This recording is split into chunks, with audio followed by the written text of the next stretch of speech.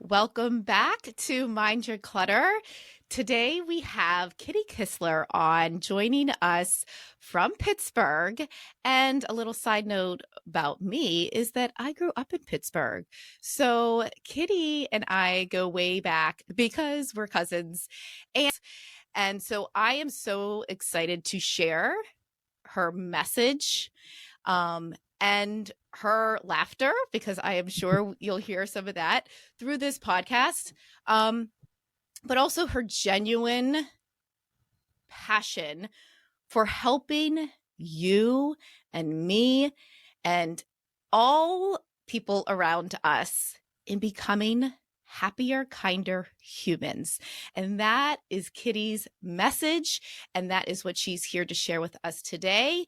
And immediately you might say, well, this is a really weird topic to talk about clutter. Isn't this a podcast about how I can organize my home and let the clutter go? But as I talked about in previous episodes, we are dealing with multiple forms of clutter in our everyday. It is not just the physical clutter. And so when you're listening to Kitty talk, I want you to think about, yes, this does apply to your physical items in your space, but where else can you apply this? Is it your emotional clutter? Is it your digital clutter? Is it your commitment clutter? So go a little bit deeper when you're thinking and you're listening to Kitty and apply that to your personal life and what season you are in right now. Because I promise you, you too can become a happier human just from this conversation. So Kitty, welcome.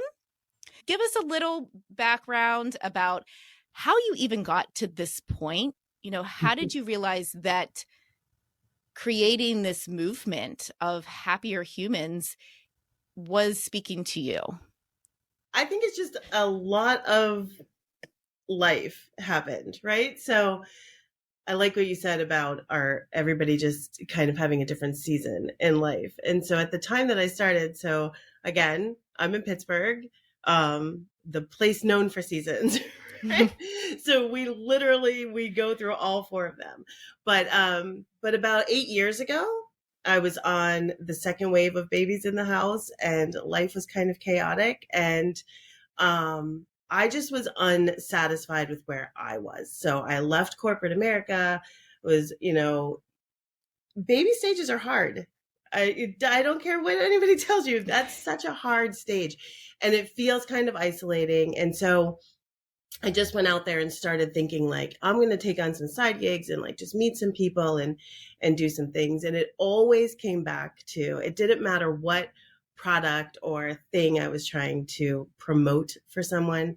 It came back to how they were inside and that there was always something lacking, right? And it made me take a really good hard look at my own life and sort of start to put the pieces in place and build that puzzle and just say like, yeah, this doesn't feel right. So what can I do to make it feel better? And then just talking about it with people, it kind of sparked this, I want to do that too, sort of sentiment. And then people started coming on board. And that's how I started connecting. So I've been life coaching for almost 8 years now and really just helping other people to learn who they are at their core. And that's ultimately the goal, and to know your values, what you stand for. And when you do that, then you go out there and you serve the world in the same capacity. So it's really hard for us to be an angry person and kind to others, but it's really hard for us to be a very kind person and angry toward others. Mm-hmm. So for me, it's about us realizing that all of that is something that we're dealing with. How we project it onto others is something that we're dealing with. And so if I can reflect that back to them and mirror that back to someone and say, hey, did you take a look at this?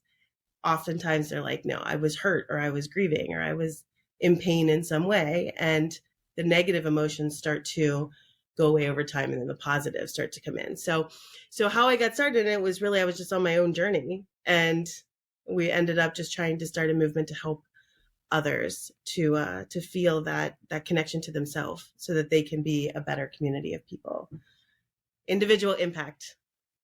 I love it. for bigger Yeah, change. and it starts with you. And when I'm working with someone, whether in person sessions or my online group, it's what do I do with the people around me? And that's not the answer. The answer is you do need to start with yourself. Yeah. So, Kitty, I know you have actionable steps and a process that I would love for the listeners to hear and find a Yeah. way for them to apply that again in terms of physical space and all things wherever clutter is showing up in their lives in different forms. So talk to us Yeah. about the ABCs and Ds. ABCs and beyond. So there really they are actionable steps. When I say them, people tend to retract a bit and think like, that sounds really hard. Sounds really hard. Action is the hardest part sometimes. It's getting that momentum and moving forward. And I'm excited to talk about the whole organizing, declutter, all of that conversation, because this fits so well into it. And it's something that is so relatable. So this is such a relatable topic, and it's something that I helped coach people, a decade ago. And it was just to bring them to this understanding, this realization that it's what's going on in your world, that season of life that you're in. And when I started, unironically, I guess, but when I started, again, babies. So I built my business with children climbing on top of me. Hard conversations, trying to coach people through I had children painting my toenails, just to keep them occupied while I was doing this. And around me was the kind of the hellstorm of what a house looks like when you're trying to balance everything else. And so it was like, here I am talking about it, but like, here it is. And that's the reality of it, though, is that sometimes we're just in it. Now, my routine is so different. Everyone is in school. Everyone Right. leaves me, to my own thing, so I can work in kind of a silence or a peace. And it's just different. And even that took some adjusting to get used to, even that took me for not rushing all the time or trying to do. So when I talk about things, it comes back to awareness and then beliefs, and then this idea of capacity versus capability. But the overarching umbrella is self-acceptance, and just really getting real with who you are and where you are in this season, because the season is going to change. It's inevitable that there's another thing coming, right? So when we go through the process of doing it, it's kind of a backwards motion, and it's pulling that arrow backwards so that when you are ready, you're just gonna go, and everything is going to align. You've got your target ahead of you, and life feels good. It's easy, right? That's ultimately the goal. And I think the goal for most people is ease and comfort and freedom. And isn't that self-acceptance? Like, if you don't like this, then it's never going to be easy, no matter where you are. It's and just a lot of always times, a lot of times that means slowing down in the present so that the future you can experience that ease. And that is hard for a lot of people, is to take that pause, go inward, so that the next steps are easier. And I see that all the time. I mean, people will call or they'll start the journey and they're thinking they're just going to organize their kitchen cabinets and clean out a closet. And then the emotions come up and they start to become self-aware. What were the decisions that they were making? And I know we're going to get into that too, but what all of a sudden it's like, oh my gosh, I didn't realize this about me, but it is here and it is in front of me. And now I need to address that so that I can move on and experience the ease down the road in the future and get there. Yeah. So one thing that I tell my clients about decisions, right? So the decision that you make today could be a very easy one. The thing is, that doesn't mean that it is an easy consequence or situation, or down the road, that doesn't mean that that is an easy outcome for you. If the decision is hard today, I mean, that doesn't guarantee it'll be easier either, but if the decision is hard today, it will become an easier outcome. So when we look at the inner healing journey, that's a hard decision for people to make because it's scary, it's uncharted territory, it's looking at it's self-examination, because we are really kind of raised in a society that is self-projection. We will Mm-hmm. put all of our stuff on other people and make it their fault. And then when we're told it really is our fault, it's hard to examine that. So then it feels like all of that stuff comes up, the shame, the guilt, the blame, all the negative emotions start to play their role. And that tells us something about ourselves where we're like, we don't like that, right? Like nobody wants to think that they're a bad person, which they're not. It's just that we have all of this stuff, all of this clutter, all of this chaos in our brains. So when we're making those decisions, we do have to decide, do I want this to be easy right now? And I don't know what happens next. Or do I want this to be a little bit more difficult so that it becomes the way it's supposed to be? And even if that's not mental, that happens with the purge, right? Like the things that happen in our lives when we have to take the whole closet and just do with it what we will. Like that's even the physical clutter has to go through a harder process Mm-hmm. for that end result. Yeah, For it's sure. hard. So we kind of skipped from A to D, but We let's, did. yeah, We're but gonna I'm go really, back. I'm good at that. So let's go back to that self-awareness. So after we do go inside and we do become Mhm. self-aware, for that process alone, do you have any starting points? Where does Yeah. someone, So if I they're saying, think, okay, this is what I have to do, where do they even begin? where do I start? Yeah. So I think that the whole thing is to hear it through, and then there are some very simple things we can do. But we didn't really skip to the D. The decision part of it is where everybody wants to be, right? Mm-hmm. That's the easy part. I want to make a decision on what this is going to do next. But when you even said at the beginning, like there's this larger picture, this bigger picture that we have to, it's pulling that arrow back and it's really saying, okay, what do I have to do first? So this is maybe the best example, but it will help when we have a wound on the skin or on the surface. And I just did this yesterday. So when you cut yourself or something pretty simple, the first instinct is I am going to clean that and bandage it. Right. And then, I mean, the assumption is that wasn't very bad. So it'll go away in a couple of days. And I'll probably never even think about this injury again unless I'm doing something similar and it happens. But for the most part of our lives, like we do that. We bandage the problem, we fix the problem, and the problem heals and then it moves on, right? And our bodies heal and all of those things. And so sometimes though we take the bandage off and underneath that it's not healing and the problem is still there. And you're thinking, I don't understand. That is literally awareness. Okay. So now we have to say, okay, I have to be very aware of how did I get this? What have I been doing to treat this? And have I been doing anything? And what's the next step? Right. So this is now where we say, oh, this isn't good. This should have healed and it's not. Is it my body? Is it the reaction to something that I put on the skin, or was it from the wound to begin with? Who do I call in to help? Right. So now we get to evaluate from a different perspective. Here's some self help that I can do. And then what's next? It's kind of the same with a bruise. Like we've often gotten bruises and then we're like, where did that even come from? Hmm. Right. So if you're going to continuously get the same bruise, you're like, there's obviously something that I'm hitting my leg off of, or I need to correct that problem. And then somebody said to me once, it's kind of like when you bite your tongue and you keep biting your tongue for like a week, you're very aware of your tongue. Yes. So in the beginning, you're going to be hyper aware. You're going to have to take note of almost everything. Suddenly, your self-awareness is like the only awareness that you have. And you're just always thinking about yourself, which we're told isn't healthy. Don't just think about yourself, right? But then also told, take care of yourself. It's very confusing. So So true. when you start to recognize that those patterns that you have, that you're like, okay, let me stop right now and just take a look around.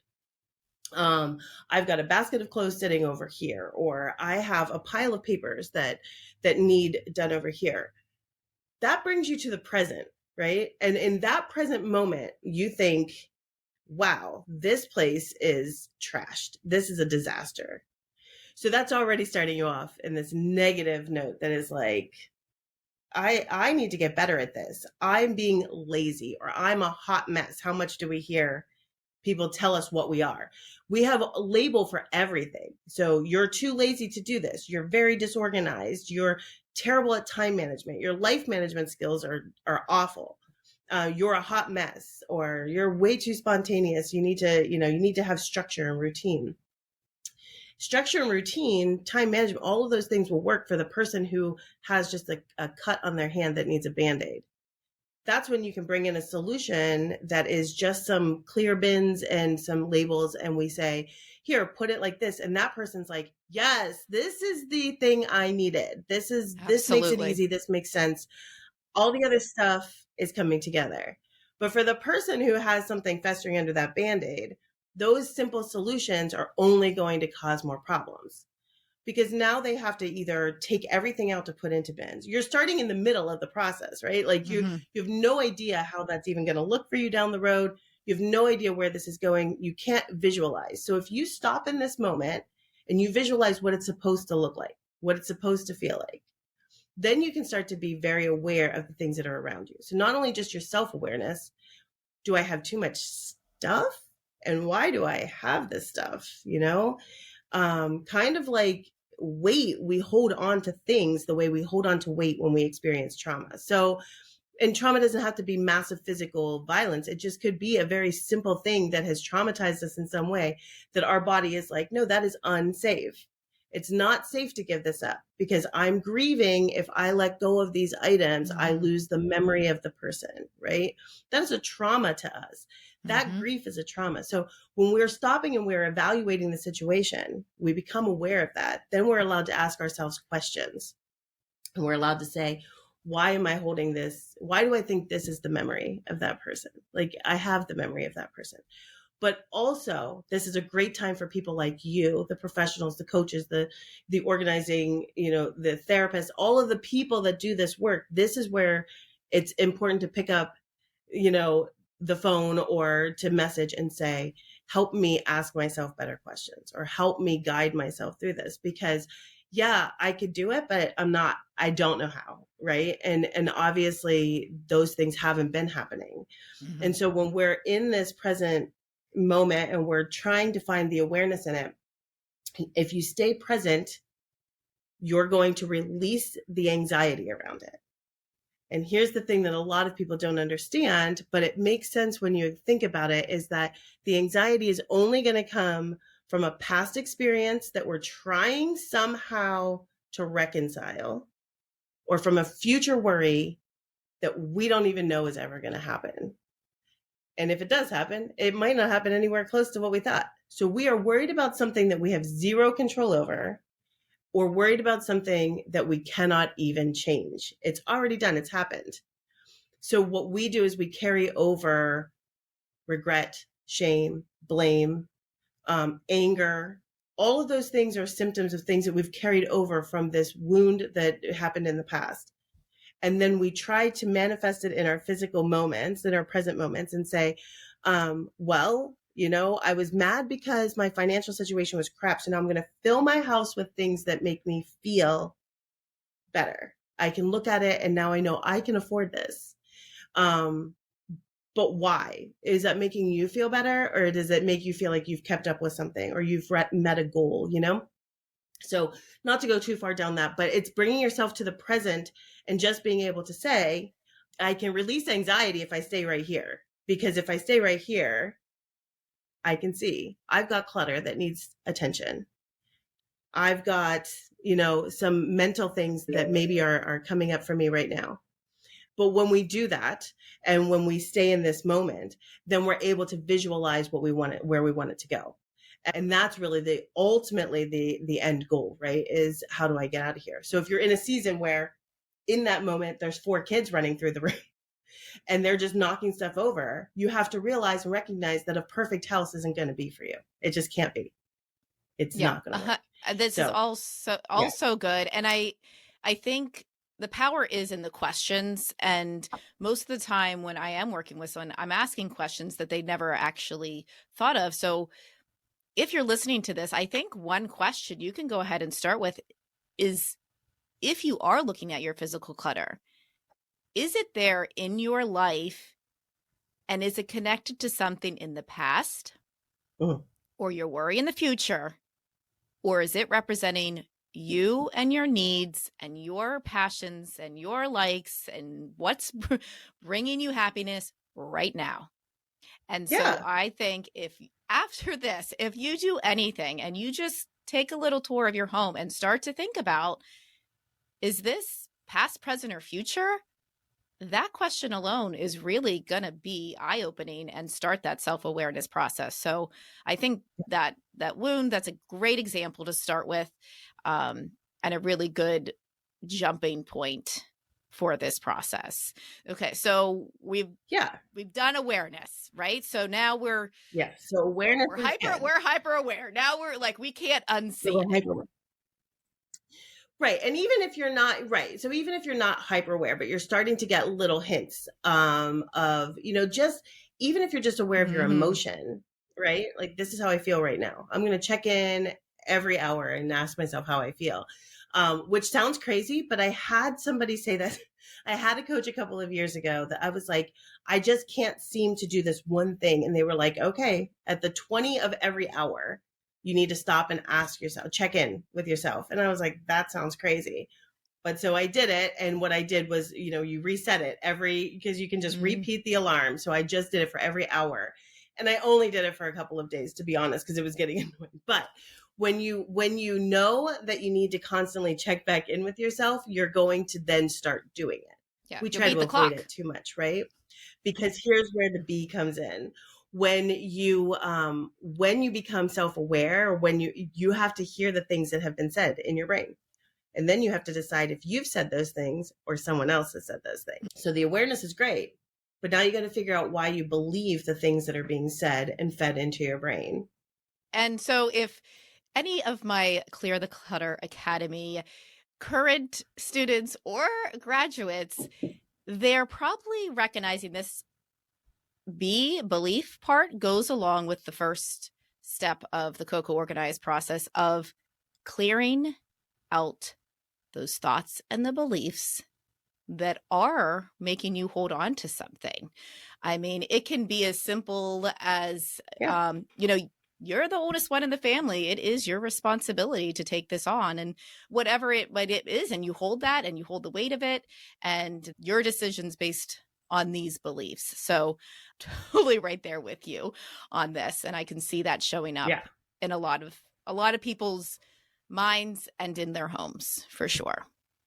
And so, it's really important for us to understand where that comes from. And so when people say, well, you can't constantly be looking in the past, right? It's hard to go back there, but it's like pulling the arrow back so that when you get back that whole way, you can go, oh, that's where it came from. And then you snap that arrow and off it goes. And suddenly you're free of that thinking. You don't have to be that person anymore because it doesn't serve you. You can release all of that. And now you can say, oh, you know what? I like to be surrounded by stuff. I don't have to be surrounded by chaos. A whole different level that we can be. Yes, there is a balance. That's a lifelong journey of finding that balance and trying out, what's too much, what's too little, what feels right for you in your space.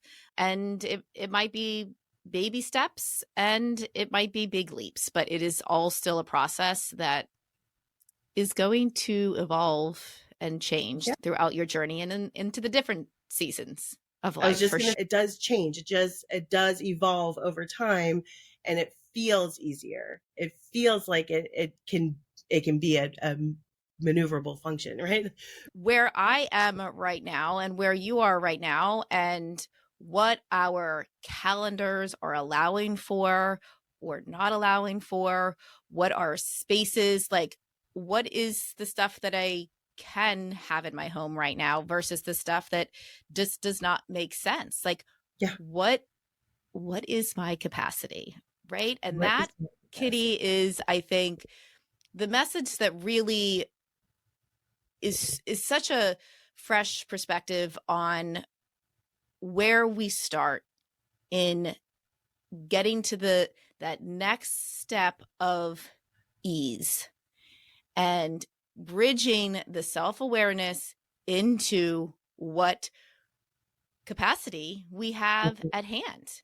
Let's talk about that, because I think capacity is not a word that's used enough in our daily lives, and we skip right over it. Yeah. And our beliefs tell us that we are maybe capable and have the capacity for something. But now that we are tying those beliefs and the self-awareness together, that allows us to really dive in and say, oh my goodness, Yep. I do not have the capacity for this. Whether it is a level of physical clutter, mental clutter, Right. I know like my journey currently in this season is figuring out the capacity of commitments and where I am allowing time and space and, even people into my life. Like, what is that capacity to make sure that I am also at ease? Yeah. Right. And we're just all of a sudden we're back to square one. But yeah, if you want to be the rock star, then you become the person with the healthiest boundaries in the room. And the healthiest boundaries are going to come naturally out of the ability to determine capacity versus capability. And we were raised and still live in a society that lets us know that if we're capable of something, we should be doing it. You have the ability, you need to go do it. That's not true though. It's so refreshing to hear that. For anybody who's listening, this is your permission. Okay. Yes. Kitty is here to tell you that what you are capable of does not equal your capacity. Correct. Yes. And so you might not even want to do it. Like the question that I always ask when somebody says that they don't have they're capable of doing it, they don't have the capacity for it, then my next question is automatically, do you want to do it? Usually they're like, I have to. I mean, sometimes it's cooking and you're like, I have to. But they don't want to be a chef, right? You want to be able to just cook to get through the day, to feed yourself, to nourish your body. Some people are like, oh, I have full capability of being able to run and operate this particular business. Do you want to? I don't want to. Well, that's your capacity telling you very easily, I actually don't want to do that thing, right? The other part is we all deal with something. It's the seasons. It's, maybe it is ADHD. Maybe it is executive function. Maybe it is a physical impairment or mental, emotional, grief. All of those things hit us at different times. They hit us at different seasons in life. Some of them have the ability to creep back up. I mean, we have been still dealing with 3 years of the world coming at us in a way that we're just unused to. And we're more connected and disconnected at the same time. That adds, all of that stress adds into our capacity. And so we're now at a time where we're starting to reemerge, go back out into the world, and people are expecting capability to be back on the table. When we can get to that level of a healthy boundary by accepting where we are in our own lives and saying, like, it's just not going to work for me right now.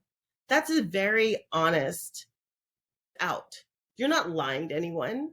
And you can follow it up with a very simple, I can't do this for you right now because I can't give it the attention that it needs for the outcome that you are looking for. So it's very easy for us to be able to say, I would love to do that if the situation was different.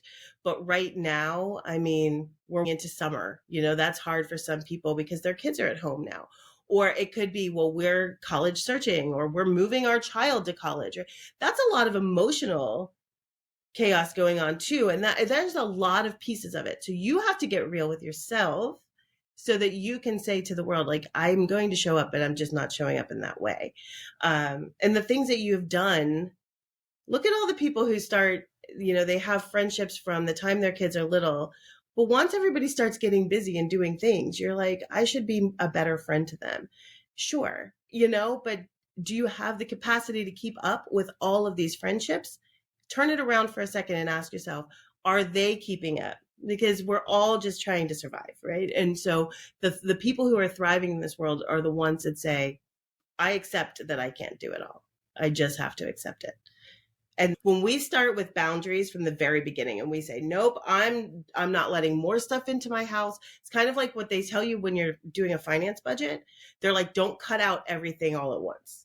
If you start cutting things out, you cut yourself off. And then suddenly you're like, I feel like I can't afford anything. I feel like I've done bad things, right? So it's just taking and looking at the things that are worthy, that are serving you, that are doing good things. So when you put up boundaries right away, you're like, I'm not bringing more stuff into my house. Well, now you're just like, I can't shop for anything. I can't look at stuff, right? You've cut yourself off. If we just set up a fence around our priority house, and in that fence was a little gate where you could say, hey, my gate is open. You can come on in, you can be in my yard. But right now, the door to my house is closed because the people inside, the things that are inside of this house, are the things that matter the most. Mm-hmm. And I have to protect that, you know? And That's then a beautiful visual. I love that. Good. I'm glad that helps. So then it's not, I'm not shutting you out. I'm just saying right now, this just isn't where you can be because this is where I have to be. And then when that door is open, obviously people can come in and out. So it's really just about setting up those parameters in your life and being okay, giving yourself the permission to say, yeah, here I am. Like, I'm going to stand up and tell you that you're not going to get the best out of me if I do this. If I'm the last resort and you absolutely need me, sure, but you're going to get it at my capacity, not my capability, which is a huge difference, right? Mm-hmm. You know? Yeah. And I'm sure most of us could climb a mountain, but I don't enjoy it. Right. And I know that if you're probably listening to this, you're probably saying, wow, Kitty says that with such ease and confidence, but that feels really hard for me. But I also want you to know that just like your decluttering muscle, just like anything you have ever become good at, you had to start and you got better over time and you build up the ability to identify the places where maybe that capacity is maxed out, or maybe you do have a little bit more capacity over here in this bucket, and you get stronger and better and more confident in identifying those capacity maxes or limits. And so know that if it sounds easy to her, it's because she's been thinking of this. It's because she's been practicing this. And you too, as the listener, just trust the process. Trust that self-awareness. Trust going inside of yourself to recognize your own personal capacity and where are your gates. Your gates to capacity might look very different from someone else. So you also need to put on your blinders because someone may not agree with your capacity. You know, that might go back to the belief that Kitty was talking about that says, oh, come on, you know, you've done this before. This is all encompassing of the self-awareness and the beliefs that you have to stand strong on, because it can be so easy to waver when it gets hard, or that outside influence is telling you otherwise. So trust yourself, trust the process, and stay on it. We're going to fall off. We're going to get back on, but stay on it. You know, stay the path. It is the resilience. And resilience is a hard word because I think people think like, I am strong and I am resilient.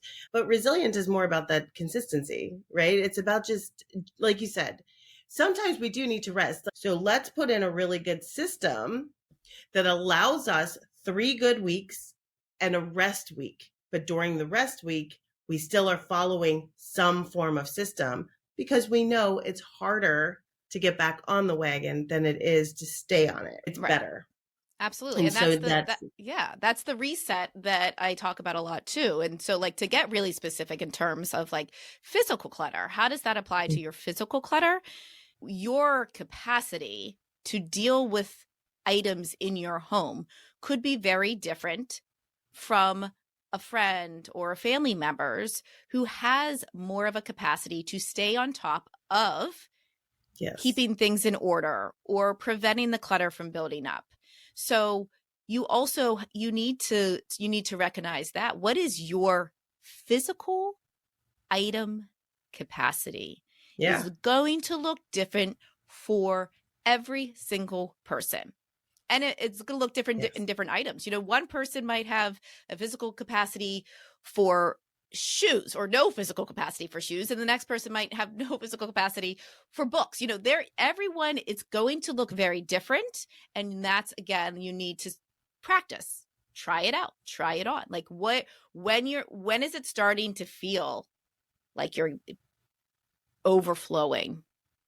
And that's going to feel Yeah. different. That's going to look different. And that can help you guide literally the quantity of things in your home, the amount of things on your calendar, the thoughts that you're processing through your brain. Like, Yeah. where are you starting to bubble? Where is it Exactly. overflowing? Yeah.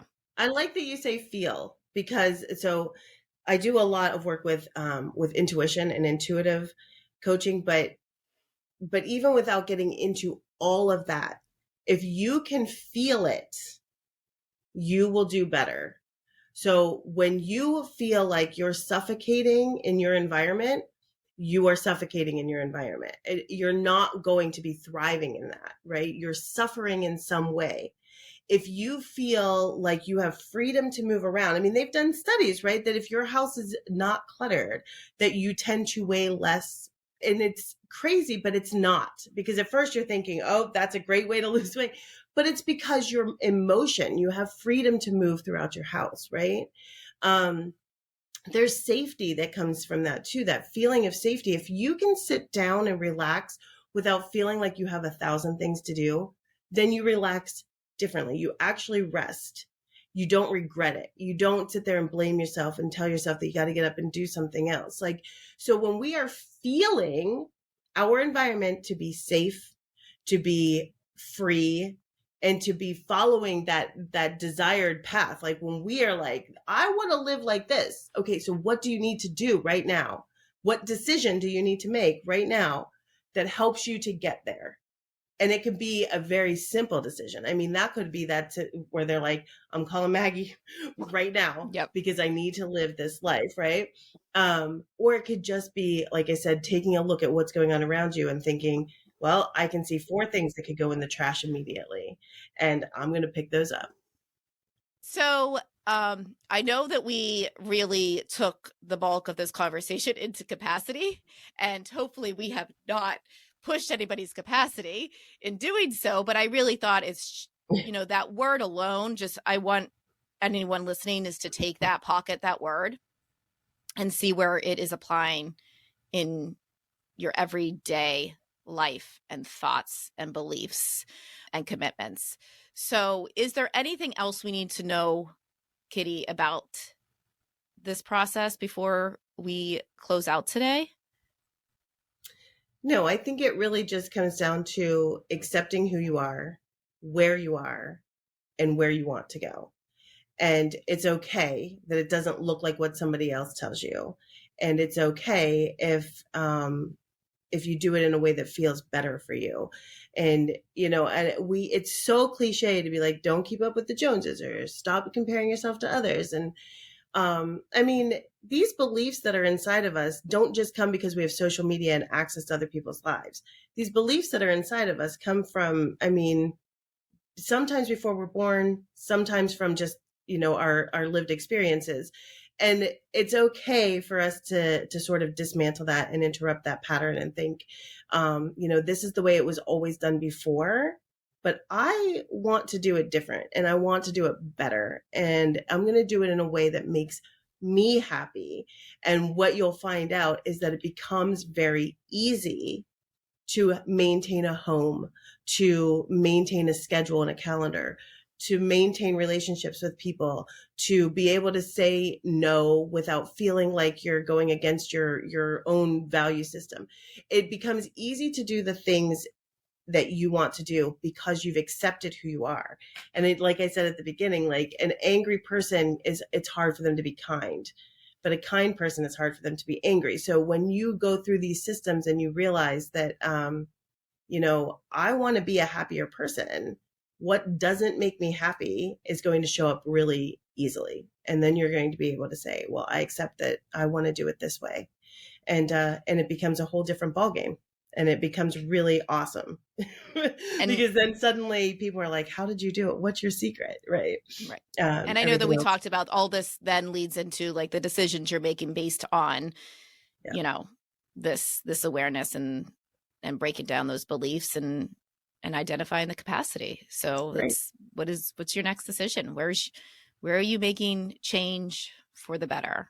And your path to becoming that happier human that Kitty is out here in the world sharing and helping everybody. So Kitty, I know that right now you are in a season of getting out to the world and sharing this message. So I will make sure that in the comments of this podcast and all the show notes, list your website, because I know that you're going to have some resources and a guide that talks about what we talked about today. It's going to be able to bring you to a book that Kitty has recently contributed to. Everything will be on kittykistler.com. So it's pretty simple to just go ahead and access that. But yeah, the book is exciting because it's 130 authors. Amazing. There is not a release date as of the time that we are talking, but it's 130 authors who got together to talk about modern motherhood.